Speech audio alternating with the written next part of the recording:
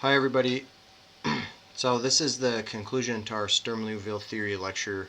I guess it's been now 2 lectures. This is just going to wrap up. So I'm going to go ahead and review real quick, and then we'll finish off this lecture. I don't anticipate it'll be a full 50 minutes. It probably only take us 15 or 20 minutes to get the way through. So let's see how it goes. So if you remember, we've been talking about Sturm-Liouville theory for the past couple days, and these are the parts we've been doing. We started out talking about function spaces, and I'll review that really quickly, and linear operators and eigenvalue problems, and we started then to talk about the Sturm-Liouville eigenvalue problem, and that's basically where we got to. So what I'm going to do in this lecture is quickly review A through D to where we got to, and then I'm going to finish up D and make my final comments in E. So what did we say here in this Sturm-Liouville part? So we said that we made this function vector analogy, or maybe I called it the vector function analogy. Okay, and this I said if I had some vector, some infinite dimensional vector, that was basically what a function was. And that allowed us to generalize the concept of a vector to a function and think about things like infinitely dimensional vector spaces. And we talked about some examples, the most prominent of which was L2, which was a normed infinite dimensional linear vector space, or a function space. And that allowed us to make sure that we had things like integrals and inner products that existed, so that if I took the inner product of these two functions, I'd end up with something else that was inside that vector space, and that satisfied this definition. And that allowed me to also think about then these ideas of a generalized Fourier series, where I could write a function as a sum over coefficients multiplied by these basis functions. And so that sort of generalized the concept of, unit vectors or basis vectors in my vector space and coefficients, but now I have some infinite sum. And what turned out to be really nice is then if these basis functions are orthogonal, where by orthogonal, I mean f comma g equals 0, the inner product of f and g is 0, then I can find these coefficients quite easily. And so we were left with the problem of, thinking about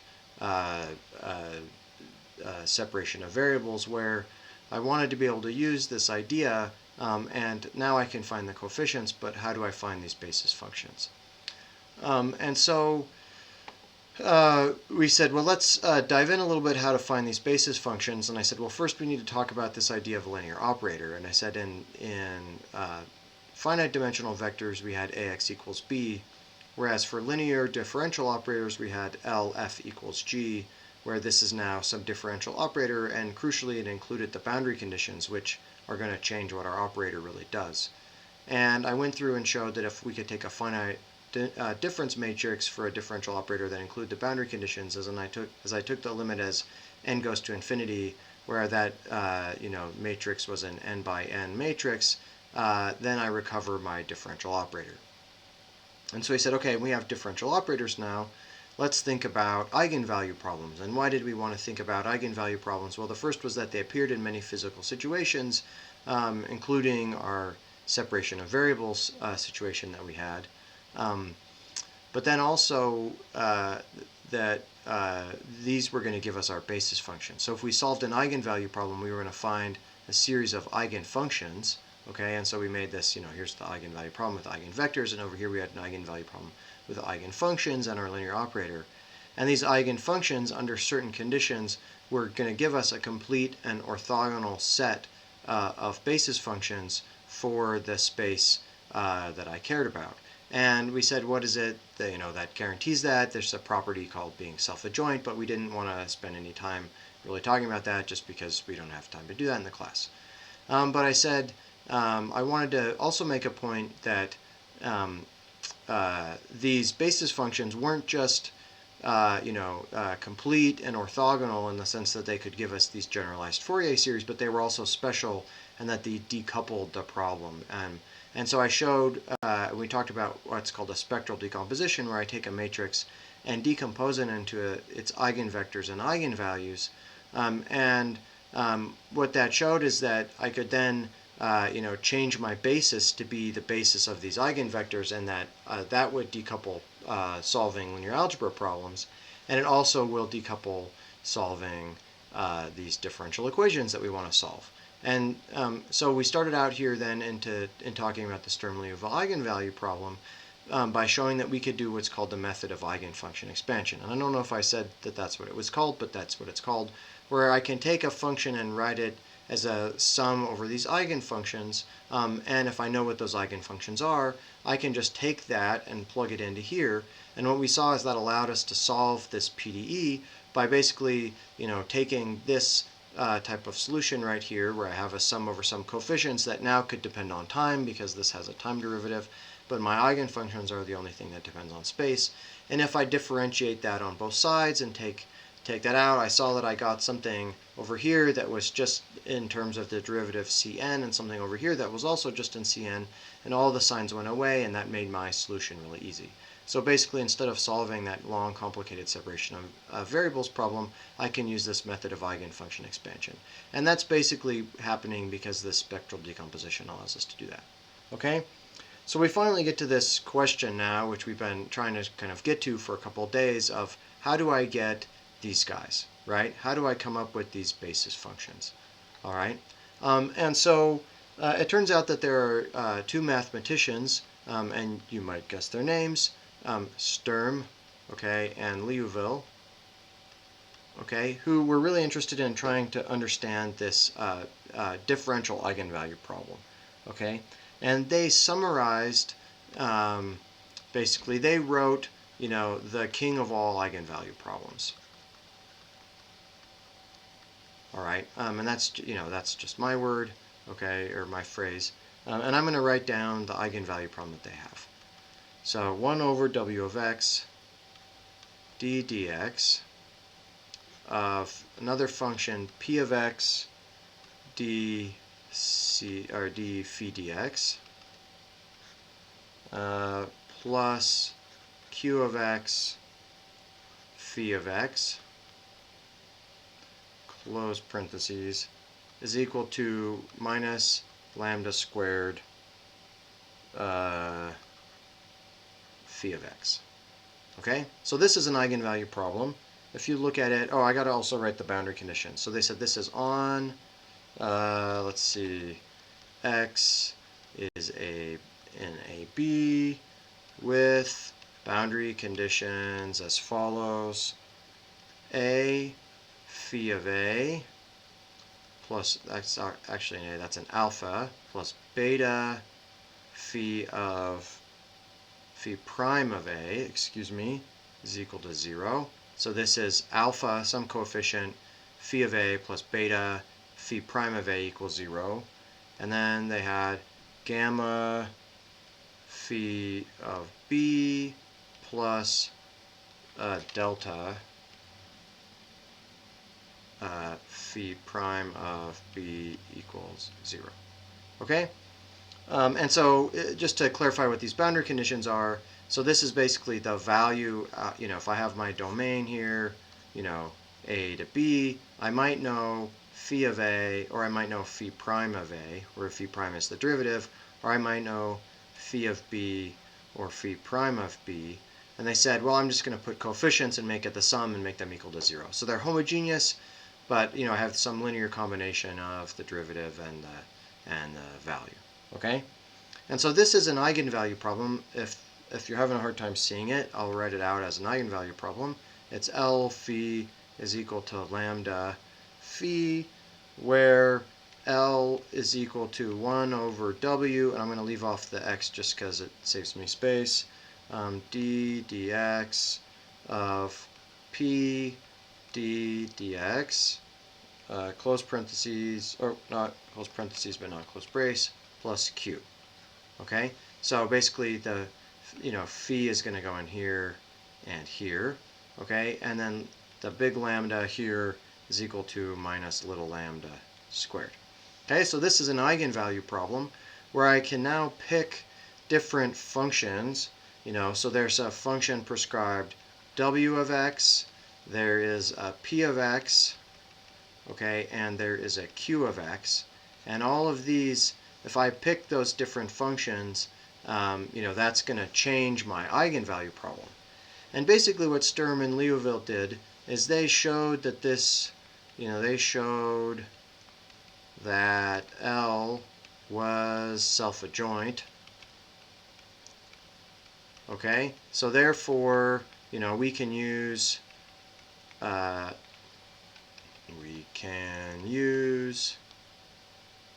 all the stuff that we just said.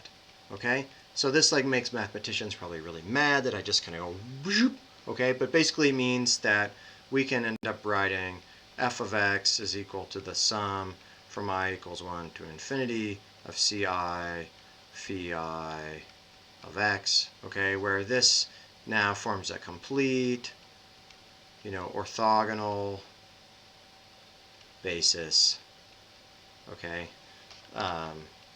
with the eigenfunctions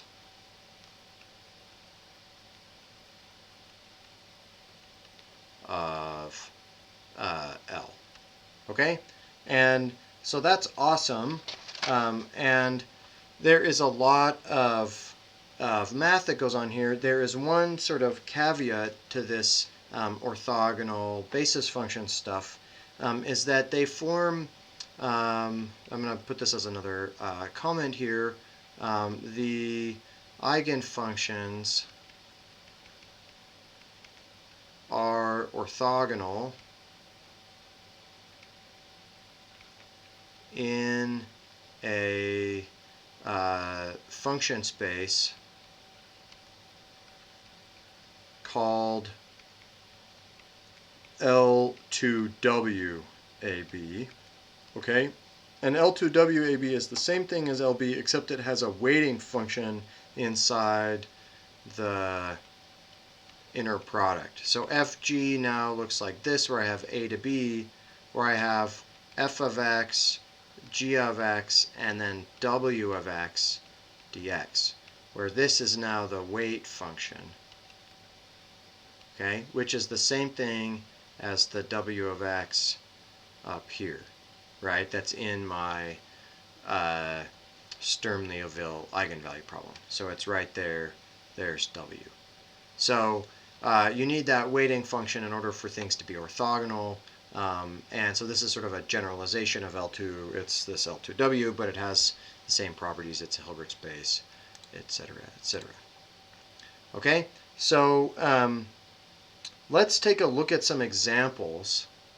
So that's what we're pretty much going to do for the rest of this thing is let's look at some examples of specific Sturm-Liouville eigenvalue problems. Okay, so the first one, example 1, will be the one that we saw before, which comes in Cartesian coordinates. Okay, and in Cartesian coordinates, remember we got this guy, d2f dx squared is equal to minus lambda squared f, where f at a is equal to f at b is equal to 0. So this is Cartesian coordinates plus Dirichlet conditions. Okay, so let's compare this to our Sturm-Liouville problem above. So let's look at what's going on here. So what are the values of w, p, and q in our new problem? Well, w should be 1, right, because there was nothing outside of the derivative. And p should be 1 as well, because I just had a second derivative of f. And q should equal 0, because I don't have anything else out here. So that's indeed the case. I can write down that p of x is equal to w of x is equal to 1, and q of x is equal to 0. We can also go back and identify what was the case with these guys. So here I've got beta and delta are 0, okay, but alpha and gamma are both equal to 1. So that's also going on here. So I have alpha equals gamma equals 1, and I have beta equals delta equals 0. Okay, And so what happens, we saw before that this gives sine of lambda x are the eigenfunctions. Okay? Where, this is like lambda n, where there are an infinite number, right? Where n goes from 1, 2, etc. to infinity. Okay? So we saw that problem before. And, how do we know that the sine of n pi x are the eigenfunctions? Well, they are the solution to that differential equation, right? So where did the eigenfunctions come from? Where they are the solution to the ODE, right? Eigenvalue problem, okay? So in that case, we know it's sines. What happens if I had f prime of A equals f prime of B equals 0? Well, remember, the solution here is sines and cosines, so I'm going to get cosine of lambda n x as my eigenfunctions instead of sine, okay? So these are going to be different set of eigenfunctions, and depending on what the boundary conditions are, I can also get both sines and cosines to be eigenfunctions. So let's look at a different one. Let's look at example 2. Okay, what about cylindrical coordinates?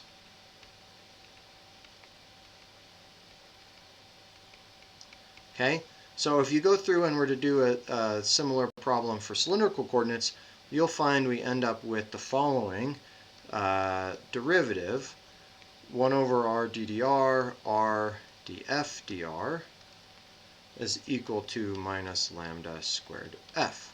So this also is a Sturm-Liouville eigenvalue problem, right? So let's look at what it is. Oh, and let's say I'm going to throw in some boundary conditions here just to have fun. df dr at r equals 0 is equal to 0. That's the symmetry condition at the middle, and f at r equals r is equal to 0. So, I have some cylinder, and I'm looking, r is in this direction, big R is out here, this is r equals 0, and I'm saying derivatives here equal to 0, that's symmetric, and I'm saying that f at r equals 0 out there. Okay, so I've got maybe some heat transfer problem or something I'm looking at inside a rod. And I'm looking at the axial diffusion in a rod or something like this. Okay, so let's go back and think about what the Sturm-Liouville guys are here. So now I've got this in r instead of in x, but I should have a weight out front, right? W of r should be r, and P of r should be r as well, right? Because there's an r inside right there. So I have W of r is equal to r, and P of r is equal to r, but Q of r should be 0, right? Because I have nothing else out there. Then if I'm going to think about the boundary conditions, well, alpha was the one in front of the thing at A, and beta was phi prime. So I'm going to say down here that if that's my A coordinate, then I'm going to say alpha is equal to 0, but beta is equal to 1. And then gamma should be equal to 1, that's the coefficient there, and delta is equal to 0. Remember, these aren't the boundary conditions, they're the coefficients in front of these boundary conditions. So delta, I don't have a phi prime at B, I have a gamma, I have a phi at B. So that makes that. So this is also a Sturm-Liouville eigenvalue problem, okay? So the question is, what are the eigenfunctions here?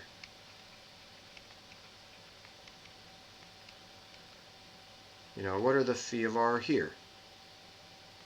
Okay? And for this one, we have to be able to solve this ODE. Okay? And it turns out this is a harder ODE to solve than the previous one above, but it's actually a well-known ODE. And this ODE is a variant of what's called Bessel's equation. Okay, so a variant of Bessel's equation. And so let me show you, I can write out what Bessel's equation is. So let me do a little rearranging. So I have this guy up here, 1 over r ddr, r df dr. So what I'm going to do is I'm going to do the product rule and pull out that r. So I have 1 over r, and then the derivative of this should, let me take the derivative of the first times the second. So I should have 1 over r times df dr plus the first times the derivative of the second plus r d2f dr squared is equal to minus lambda squared f. Okay? And then I'm going to multiply this whole thing by r squared. So I'm going to multiply both sides by r squared. I need a new page. Right there. So when I multiply the whole thing by r squared, I'm going to get an r squared d2f dr squared, because there's a, I'm going to multiply this side by r squared, that side by r squared. So I get a factor of r, that gives me an r squared. That'll give me a factor of r here, plus r df dr. And that's equal to minus r squared lambda squared f. And Bessel's equation looks like the following. Bessel's equation looks like r squared d2f dr squared plus r df dr plus, and then it has, I'm actually going to back up a second. I'm going to change my variable, call this x instead of r. So I'm going to make a substitution. So Bessel's equation looks like x squared d2f dx squared plus x df dx plus x squared minus m squared multiplied by f equals 0. So if I make the substitution that x is equal to lambda r, okay, I get back this guy, okay? And I get back that because the lambda can cancel here, and then I get lambda r here. I pull that over to the left-hand side. That gives me x squared. And now if I have m equals 0, I have Bessel's equation, okay? So this is called Bessel's equation. Okay, Bessel's ODE. Okay? Bessel's ODE has a general solution as follows. F of x is equal to C1 a big J m of x plus C2 big Y m of x, where these are called Bessel functions. Okay? So this is kind of like sine and cosine. So these are Bessel functions of order m. So actually Bessel's equation, or Bessel's ODE, is a family of ODEs depending on m. So if I have m equals 0, I have the problem that I just had above. So my solution up here is Bessel's functions of order 0. So I get f of x is equal to c1, so that's, there I get c1j0 of x plus c2y0 of x, okay? And so the solutions of this problem are Bessel's functions. And it turns out that for the boundary conditions I've picked, c2 is equal to 0. So our solution above is going to have only, c1j0 of lambda r. Okay, so let's take a second and appreciate a little bit what Bessel's functions are. I have some plots of them, so hopefully this isn't too disorienting. Let's go and grab my notes here for the Bessel functions right here. Okay, and hopefully you can see that. So this is what Bessel functions look like. Okay, and they look like sines and cosines a little bit, okay, but they sort of decay. So they decay as they go further on. All right, and you might say, well, what are Bessel's functions? I don't feel comfortable with them. I'm not very happy about them. But then again, what are sine and cosine? Sine and cosine are also tabulated functions that you just have gotten used to, right? You have some sense of what they are because you've thought about them for a long time. And Bessel functions are kind of the same thing. They're a set of functions, they're oscillatory, okay, and they're a set of basis functions. And so what you have here in this problem is the same thing. I've got a sum of this, and you can kind of think of this like a sine, okay, of, lambda n r, where there's an infinite number of these functions. They turn out to have an orthogonality condition that's just like the one we had here, where now you have this orthogonality integral here, where you have a weight, and lo and behold, that weight w of x, look at that, that weight is r, and that makes sense. When we do integrals, in cylindrical coordinates, we often have an r dr hanging around, and that's the same thing that works out there, okay? So in cylindrical coordinates, we get Bessel functions, okay? So let's do example 3. What about spherical coordinates?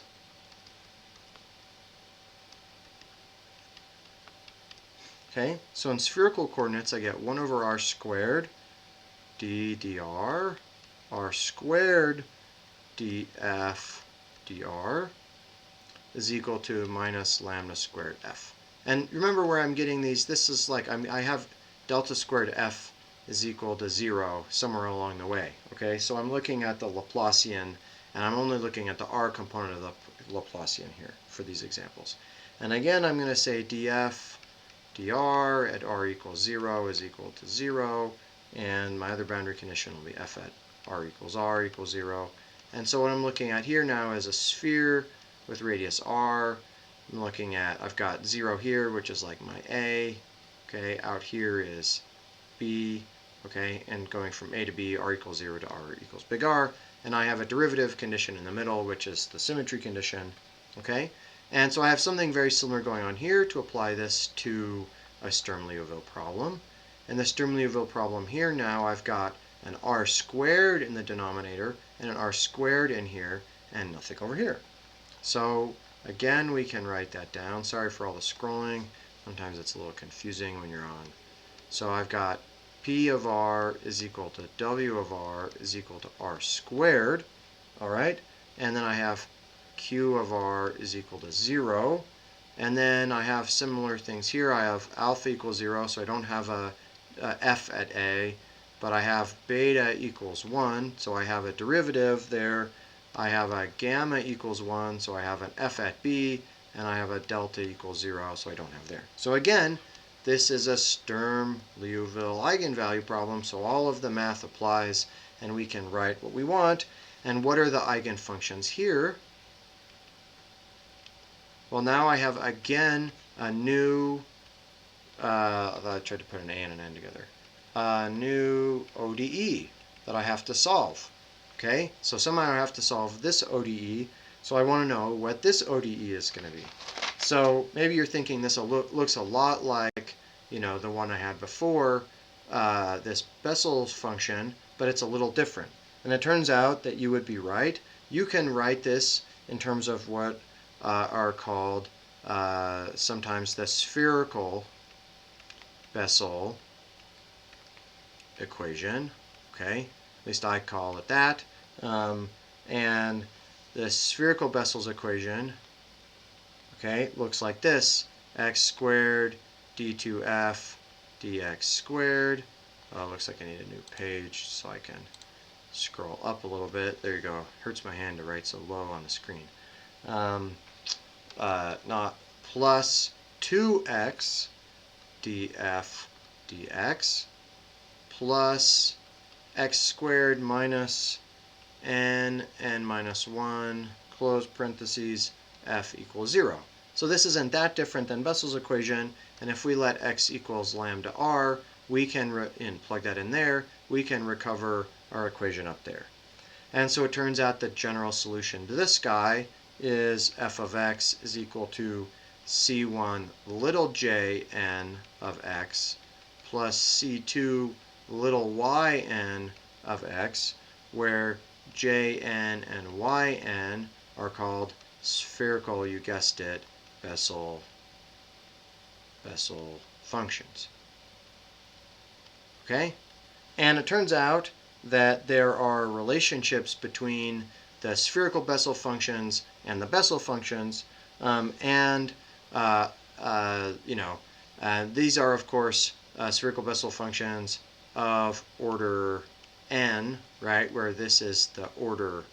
Okay, so again, this is a family of ODEs at each end. Okay, so and I also have a plot of the spherical Bessel functions for you right there. Maybe you saw that earlier. Okay, and they look similar, sinusoidal, and as a matter of fact, which is kind of interesting the way it works out. I'll put those back up in a second. But J0 of x, so this would be when n equals 0, is exactly equal to sine of x divided by x, and y0 of x is exactly equal to minus cosine of x divided by x. So let me put those back up, okay? And this is the one I want, okay? And you can see J0 is 1 here, at 0 comes down, y0, etc. Similar looking to the Bessel functions I had before. Let me put them up side by side so you can kind of see.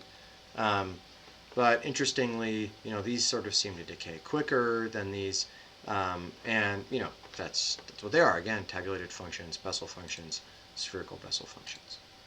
Okay, so it turns out that these are not the only types of eigenvalue problems that you can have. So there are many, more Sturm-Liouville eigenvalue problems. Okay, perhaps the most relevant ones that we haven't really covered are when you have this, but now I guess the eigenvalue problem needs minus lambda f. So up here I wrote that wrong. We don't want it equal to 0. We want it equal to minus lambda squared f. Did I put that anywhere else? Nope. So minus lambda squared f. And there were cases where we had things in terms of thetas and phis that we didn't go over. Okay? And the most interesting one that I'm not going to go into detail, but if we have an eigenvalue problem for the phi coordinate, we get a set of polynomials called Legendre polynomials. Okay? And these, just to sort of tell you, the product of these Legendre polynomials, and if I do this for, this is for spherical coordinates, obviously. So if I do this, this ends up giving me sines and cosines when I do this here. And the product of these two, if I, want the sort of combined eigenvalues of these guys, gives me, something where I'm looking at, the surface of a sphere like this. That gives me what are called spherical harmonics. Okay, and what you should do is, pause this video, or after we're done, Google spherical harmonics, and what you'll see is that these spherical harmonics are the orbitals.